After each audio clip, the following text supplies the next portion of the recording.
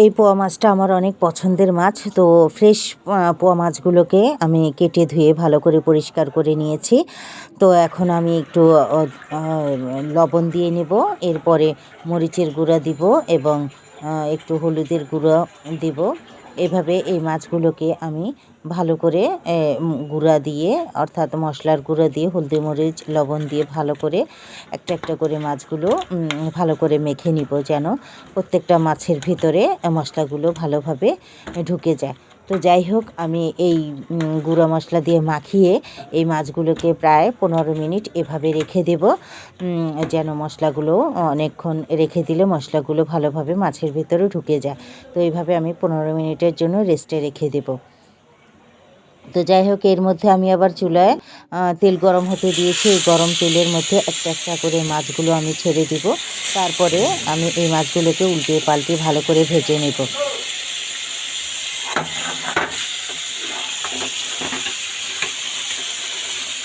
তারপর আমি এখন একটা প্লেটে বেড়ে নিব মাছগুলোকে ভালো করে ভাজার পরে। তারপরে আমি মাছগুলোকে একটা প্লেটে বেড়ে নিয়েছি। তো এরকম ভাজা মাছ খেতে গরম ভাতের সাথে পেঁয়াজ কাঁচামরিচ দিয়ে খেতে আমার কাছে অসম্ভব ভালো লাগে। তো যাই হোক, এখান থেকে আমি কয়েকটা ভাজা মাছ রেখে দিব, আরগুলো আমি একটু তরকারির মধ্যে ছেড়ে দিব।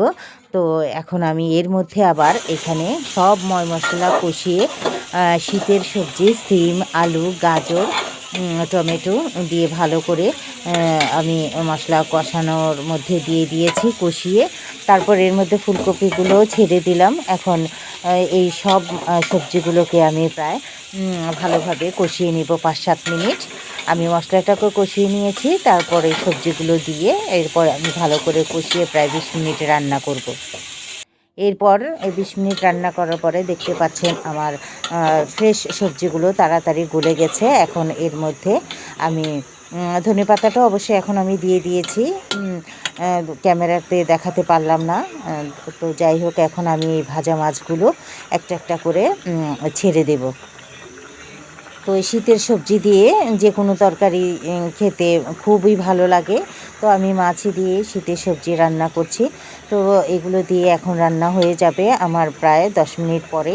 রান্না হয়ে গেলে আমরা সবাই এখন খেতে বসবো। তো বন্ধুরা, কেমন লাগলো? ভালো লাগলে অবশ্যই লাইক, কমেন্ট এবং শেয়ার করবে।